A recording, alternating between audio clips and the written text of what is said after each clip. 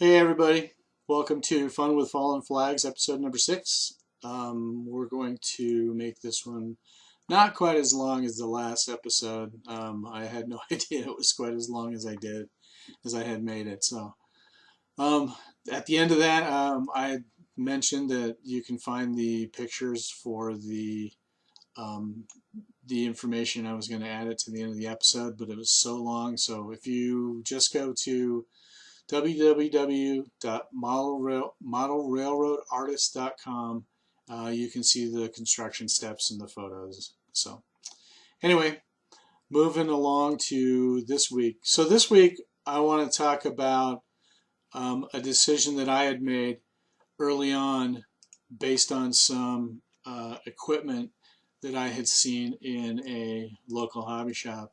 Um, the narrow gauge HO layout that I was intending to build, I was calculating how much time it was going to take me, and especially after building the water service car that I built in a previous episode, um, I knew that it was probably going to be a couple of lifetimes from now before I was actually done with the layout. So I saw some Blackstone Models narrow gauge HO equipment, and I thought the stuff looked great. I also realized that um, that would be a good way for me to kind of ramp up and get a basic inventory where I wouldn't have to scratch build every flat car, every tank car. I mean, I didn't want to turn into somebody who sat down and scratch built. Now, I know there's cars out there, there's equipment out there that I'm going to have to scratch build.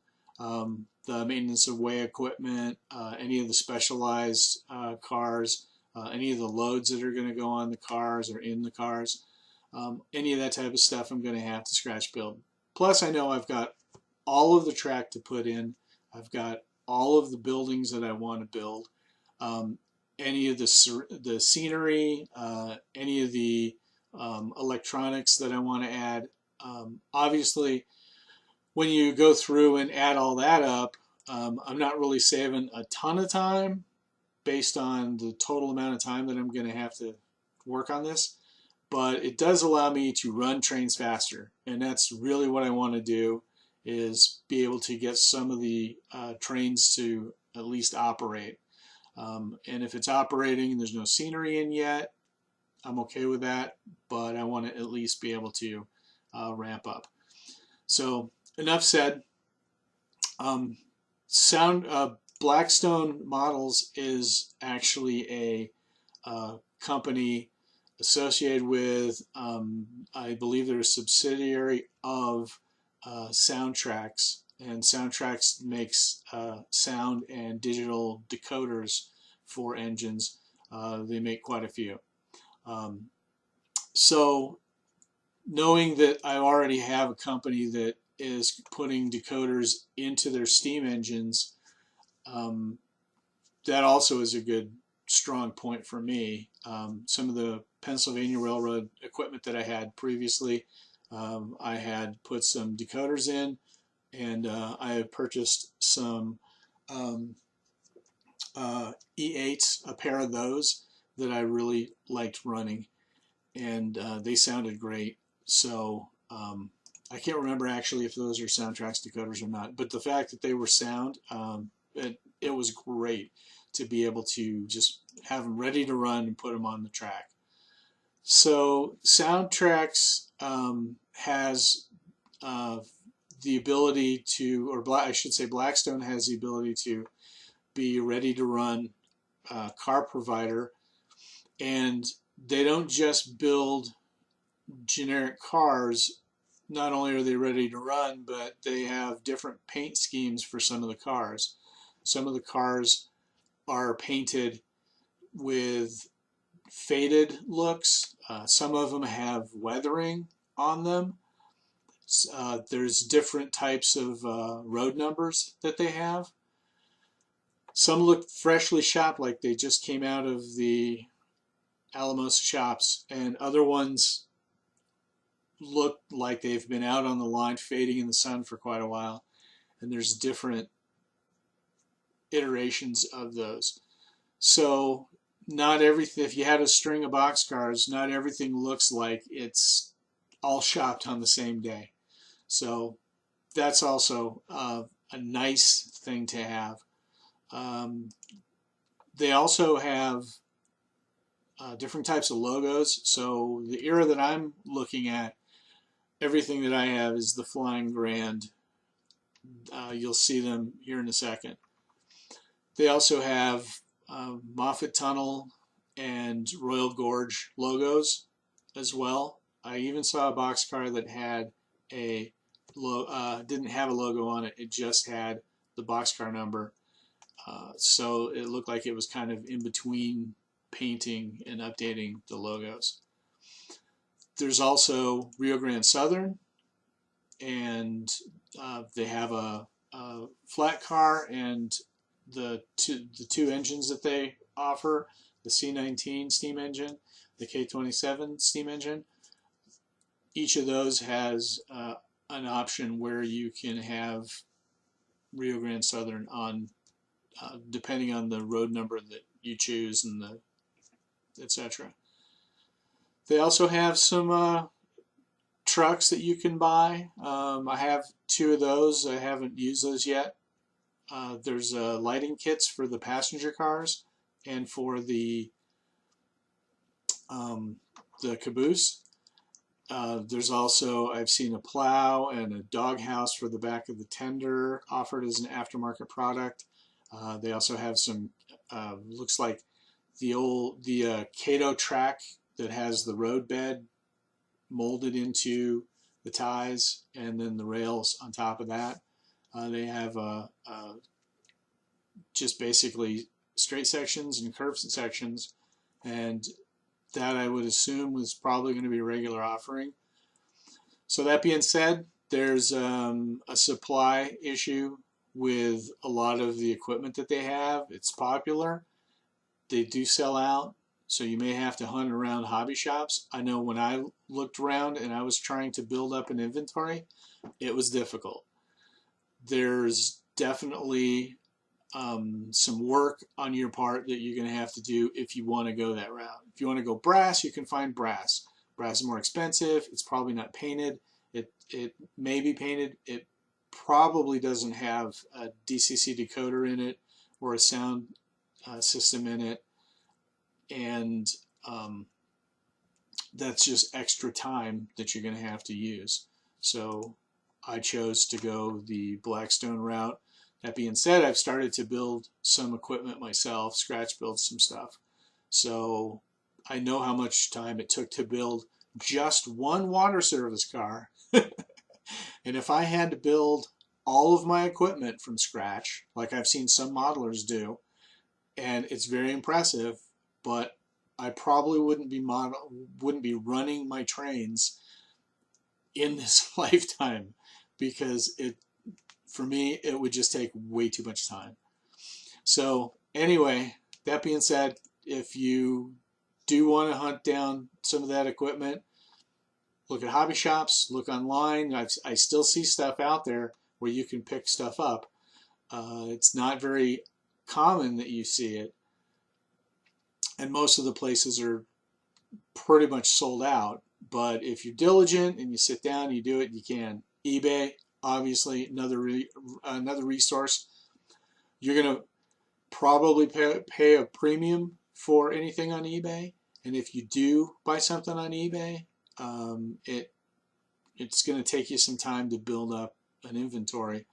But if you don't mind doing that, then it's worth it. At the same time, while you're on eBay, you're probably going to see other stuff that you want that they don't offer, like maintenance of way cars and flangers and derricks and all kinds of other stuff. So they don't offer any of that stuff. And it is kind of cool to scratch build some of the stuff that you don't have. You're going to need to eventually. If you want to build passenger cars, there's kits that are still available from vendors, and they're not that expensive. Laser cut, they look decent. If you go to PBL, look for their paint. They have great selection of paint. You know, again, it's like anything else you have to do. You have to research it. You have to find the right stuff. You have to find the things that appeal to you and go after it. So I'm excited to move past some of the building of the inventory stage and start laying track and start um, putting some of the essential buildings in place and doing some of the scenic area, because the Denver Rio Grande Western and the Rio Grande Southern especially run through some of the most amazing, beautiful parts of Colorado. And since I live here, I have the advantage that I get to see it every day. And I know what it looks like. I know what the weather is like. I know what the clouds look like. I know it's blue sky all the time. I know that it's, you know, the type of mountains and rock structures and things like that. So, especially as it changes throughout different areas of Colorado. So, anyway, I'm going to go ahead and end this segment and just basically let you guys know that the decisions that I made are kind of modifying the inventory that I have, and that this isn't really intended to be an advertisement for Blackstone, but as far as being able to solve a problem for me really quickly, um, that's one of the routes that I chose to take. That being said, the stuff that they make is absolutely gorgeous. The details on them, the performance, the sound. Later on, I'll do a DCC demo of their engines, and I'm going to do one of the brass engine that I put a decoder in and sound in, and we'll take a listen to that. Hopefully it sounds just as good, maybe better, but we'll see. So anyway, let's go ahead and take a quick look at each of the pieces of equipment that we have, and we'll stop it here.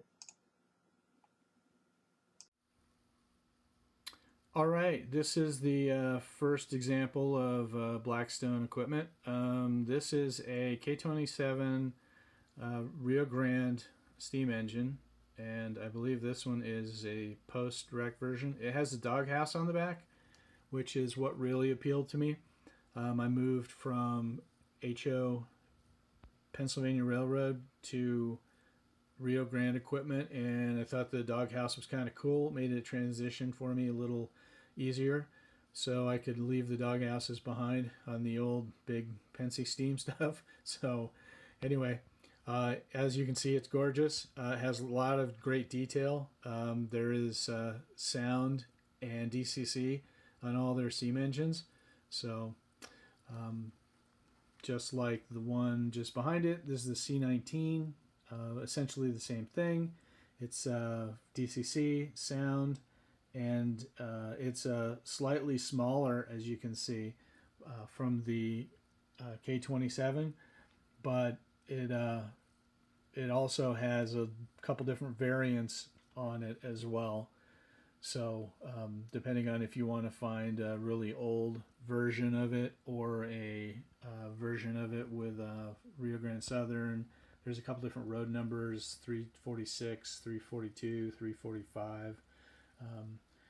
So it runs really well. I've loved running it. I love the sound, all the options. It just really brings a lot of, I don't know, realism to the railroad experience that I really love. Hadn't anticipated I was going to like it quite as much as I do. So, caboose, they offer a couple different road numbers. I believe there's 5 different road numbers for the long caboose. So they don't have a short caboose yet. Maybe they'll do that in the future.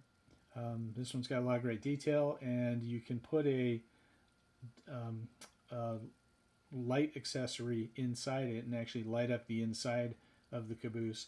And it's got some metal pickups on the trucks, so you can get power straight through the track. They've got a couple of reefer numbers out and different kind of road numbers as well.